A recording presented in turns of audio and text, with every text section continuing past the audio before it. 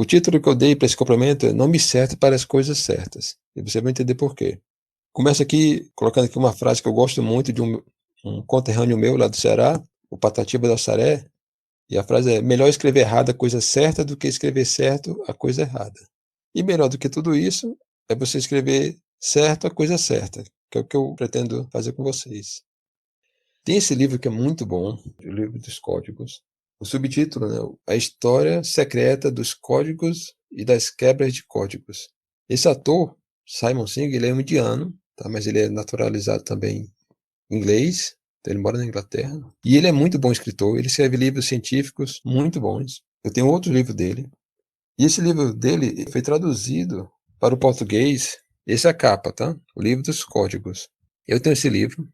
Eu comprei até em sebo, porque ele é um pouco caro. Até recomendo também comprar pelo sebo.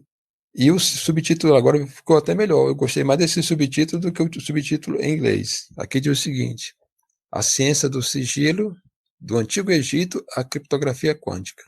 Realmente é um livro histórico. Até um leigo, completamente leigo, dá para ler, porque é uma abordagem histórica, mas é fascinante. Eu li esse livro em 2004, o livro é de 1999. Eu devorei esse livro. Quando eu li a primeira vez, não trabalhava ainda com segurança da informação, mas tem uma coisa interessante. Logo no início, ele faz uma observação sobre o título do livro. Ele diz o seguinte: em atenção aos puristas, eu devo me desculpar pelo título deste livro e meu uso um tanto descuidado da linguagem em sua introdução. O livro dos códigos aborda mais do que apenas códigos.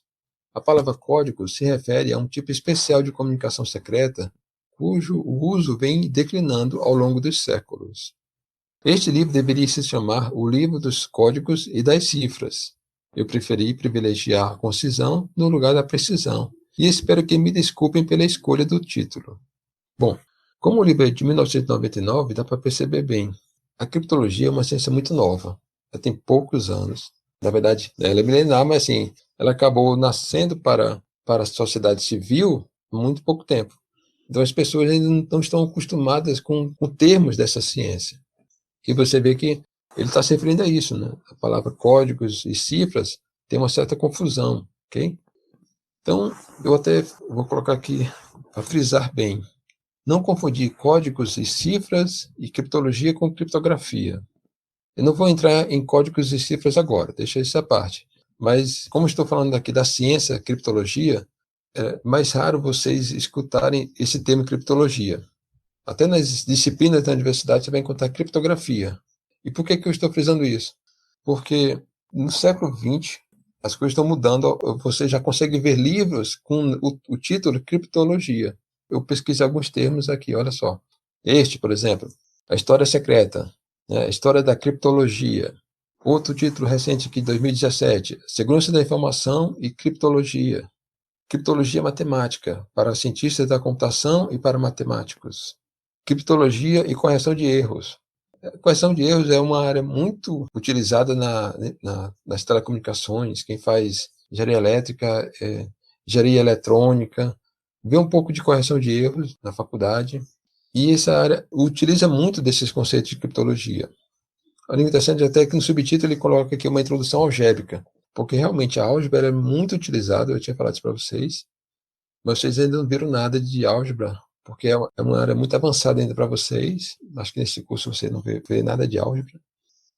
E tem finalmente esse livro, que aí sim, dessa lista, ele é o único que não é do século XXI. Ele é do século XX, mas ele é desse alemão, Bauer, Friedrich Bauer. E ele foi o primeiro professor a dar aquele curso que eu falei lá na aula anterior, com o título de criptologia. Então ele criou esse livro, Os Segredos Decriptados, Métodos e Máximos de Criptologia. Então ele foi, que eu lembro, eu não lembro de nenhum livro do século XX que apresentava esse título de criptologia. Ele foi o único que insistiu, olha, vamos dar nome a certas coisas. Na verdade, ele fez muito mais do que isso. Esse matemático Bauer, como ele foi do exército alemão, ele lutou na Segunda Guerra Mundial, e ele morreu muito idoso, com 90 anos, morreu em 2015. Então, ele lutou na Segunda Guerra Mundial, então ele aprendeu esses segredos, ele usou isso na prática. Então, quando ele viu, décadas depois, nos anos 70, os pesquisadores, matemáticos, entrando nessa área, ele viu que estavam cometendo muitos erros. Então, ele foi que chamou para conversar os matemáticos. Olha, vocês estão reinventando a roda, esses problemas que vocês estão lidando, muita coisa foi resolvida. Então, ele é bem interessante, ele foi muito didático, muito importante na história da criptologia. Eu tenho esse livro, eu gosto muito desse livro. Para finalizar, né, para aqueles que ainda acham que não deve utilizar o termo criptologia, tá aí, isso aí é lá nos Estados Unidos, o Museu Criptológico Nacional. Então, sim, a criptologia é uma ciência, ela existe, apesar de você vai encontrar muitos livros ainda usando criptografia como fosse a ciência. Na verdade, a criptografia é uma técnica e a criptologia é a ciência que possui essa técnica como uma das partes, né, como um dos recursos dela. Existem outros recursos, não existe só a criptografia. Então, é por isso que eu comecei lá falando no início, né, o nome certo para as coisas certas. Bem, pessoal? Então, assim, eu considero a aula encerrada. Se quiserem colocar mais alguma observação. Ô, professor, então eu posso pensar como basicamente criptologia sendo a teoria e a criptografia a prática atualmente? A criptografia, É, ela vai te ajudar a um dos serviços que é a confidencialidade. Então, assim, ela é uma técnica que você usa para confidencialidade, mas existem outras técnicas também, que eu vou dar no então era curso. só uma parte. Era uma parte. Como falei, é uma técnica de proteção. Existem outras técnicas e existem até serviços que não precisam da criptografia. Tudo bem? Beleza. A melhor analogia que nós fazemos com a criptografia é com cadeado. Pensa na criptografia como um cadeado. Agora, só o cadeado resolve? Eu acho que não. Dá para perceber que não. Se você colocar uma porta frágil, o bandido não vai perder tempo querendo quebrar seu cadeado. Ele vai chegar e vai meter o pé na porta e vai derrubar a porta. Então não adianta você só usar um bom cadeado, você tem que usar várias coisas ao redor para proteger. E como falei, só a criptologia, só a criptografia não é suficiente, você tem que usar mais coisas. Aí entra a criptologia. Só a criptologia é suficiente? Não, tem que usar mais coisas. E que aí entra a segurança da informação. Aqui ela é a mais abrangente de todos esses assuntos. Tudo bem? Essa analogia é muito boa. Inclusive, dá pra perceber bem a questão que, tipo, que a criptologia quer tratar. Como sendo basicamente meio que uma unificação de várias técnicas para poder manter a proteção de dados. Exatamente. Foi esse o papel do matemático lá, o senhor Bauer, que ele fez isso. Ele chamou atenção para os pesquisadores que estavam começando a pesquisar a área e eles estavam assim, ou usando termos errados ou tentando redescobrir a roda, né? Ou seja, resolver problemas que já estavam respondidos. E isso está mudando, tá? Aqui mesmo no Brasil, só teve um lugar que eu fiz a disciplina chamada criptologia. Foi lá no IME. E o IME é o quê? O IME é o Instituto Militar de Engenharia ali, e é do Exército.